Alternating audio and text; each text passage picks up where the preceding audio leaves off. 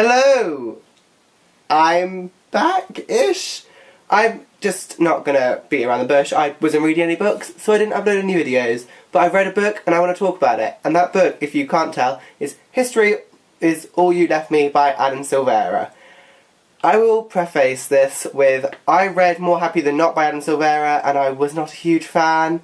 It was like, I think I gave it 3 stars. It was very average. I was not thrilled.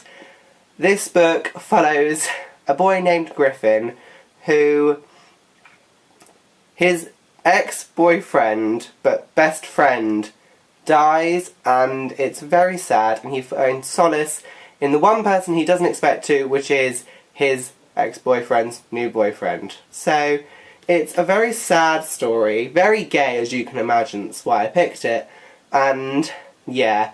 I didn't think I was ever going to pick this up. I was not, like I said, I wasn't thrilled with Silvera's first book, so I didn't think I was ever going to read another one. Then I saw this in Waterstones when I was just perusing, looking for something to buy and taste my fancy. And this just stood out to me, and I was like, do you know what, let's give it a go. And I'm going to be honest, I was absolutely blown away. I did not think I was going to enjoy it as much as I did, though enjoy is a stretch because I did spend most of the book trying not to cry. It's very depressing, but it was a good book. So, spoiler-free thoughts is that if you can't handle things that are very sad, don't read this book. It also portrays OCD in a very interesting way. I don't know whether it's like an accurate representation, I can't speak for that, but I can say that I thought it was very good for the very little I know about it. I thought it did a good job of portraying the mental illness and how people should react to it. I think that was very important. And not only that, it dealt with some lovely angsty moments, and if you're like me, you'd love a bit of angst occasionally.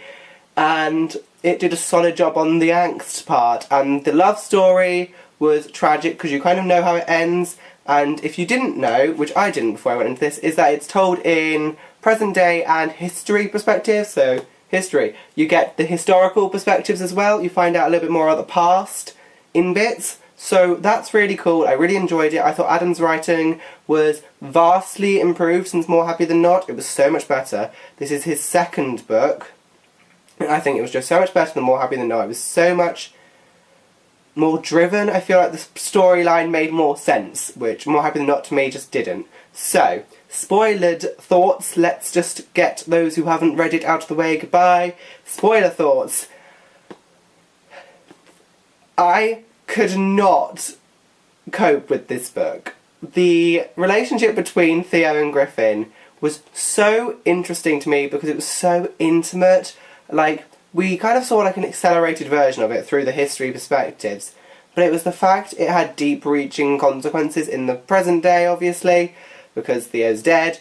And I just didn't expect to get so attached to Theo, which is really hard because you know he's dead. You know he's dead at the beginning, but I got so attached to him. I thought he was such a lovely boy. He was so sweet. He was just clever and really nice, and he was just so down to earth. He wasn't up himself at all, and I was so happy with him. I was so upset because you know how it ends.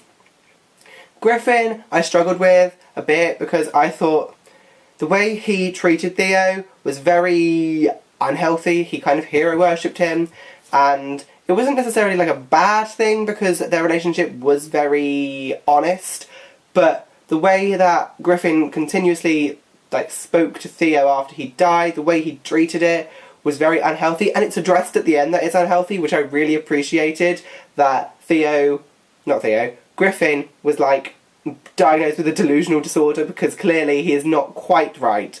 He's been too much has happened to him and he needed help, which is fine. And yeah, the other main character I should talk about is Jackson, which is Theo's new boyfriend, and I thought Jackson was surprisingly nice. I didn't think I was going to like him. I didn't love the idea that it was 2 guys with the same guy in common and they kind of bonded over that. I'm not a huge fan of that, but I actually thought it was really well done. I thought their relationship was very important, actually. I thought the way they helped each other was very, I would say realistic, because I don't really know, but I don't really know what the situation's like in real life, so I liked it. I thought it was well done. Obviously Wade is a character that we should talk about, and that was a twist I did not see coming. I did not see that coming. That Wade, when it turned out that Wade kissed Griffin, I was like, pardon?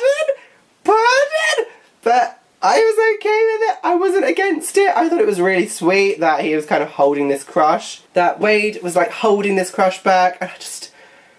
And the ending with them two kind of taking steps towards building a relationship, I thought was really important, because this book is more than about love. It's kind of about moving on, and how moving on is hard.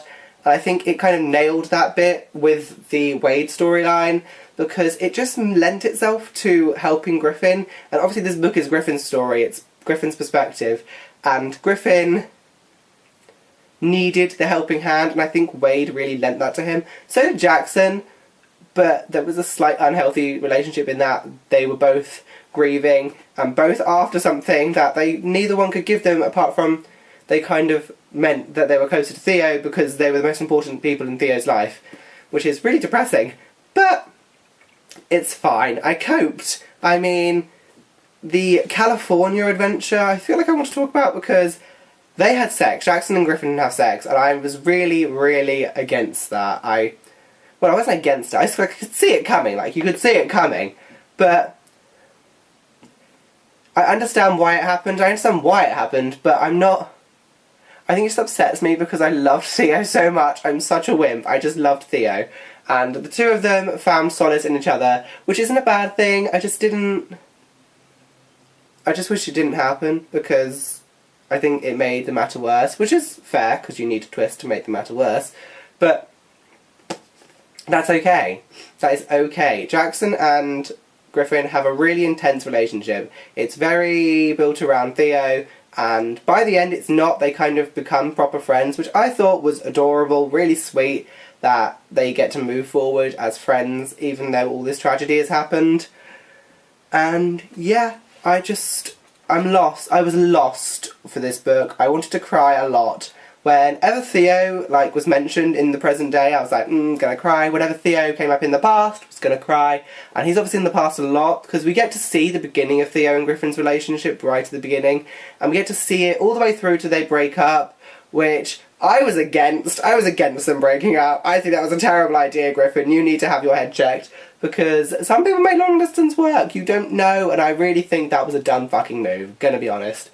But I can see why it had to happen for the whole story to happen. But the whole breakup, and then the reuniting kind of moment in the later chapter where they kiss, I was like, yeah, no, because then Wade ruins it, because he tells them that that Theo wanted a room by himself in his sophomore year so we could spend more time with Jackson. I was like, oh my heart. But I think one moment that was really hard was the month anniversary of Theo's death, because they go to the beach where he died, and then both of them are revealed to have played a part in his death, and it was so upsetting. That's where I actually teared up and was like, no! And then he kind of punched him in the face later, and it was all just... It was a lot of heart. I think I learned from this book is that I'm lucky that I got broken up with, which sounds awful, but some people don't get a proper ending. They just get this. And I took a lot from it, that, your first love isn't going to be your only love, and you're not going to be their only love, but that's okay. I mean, I was lucky to get dumped, and that it didn't happen to me like it happened in this book. Which sounds weird, because obviously I feel like it's a very small chance that that's going to happen, but I feel like I'm very lucky it didn't happen, because I don't think I would have coped. So, yeah, this book just hit me in the heart, and yeah, I hope you enjoyed this review. It's kind of a bit babbly, it's been a while, and I'm filming this on a new camera, so who knows how this is actually going to look, so I will maybe see you soon. I don't know, we'll see. I just kind of flip-flop depending when I'm reading books. At the moment I'm reading some books, so you might see me again. I might talk about films a bit more, because I do watch a lot of films. So, yeah. I hope you enjoyed. Goodbye.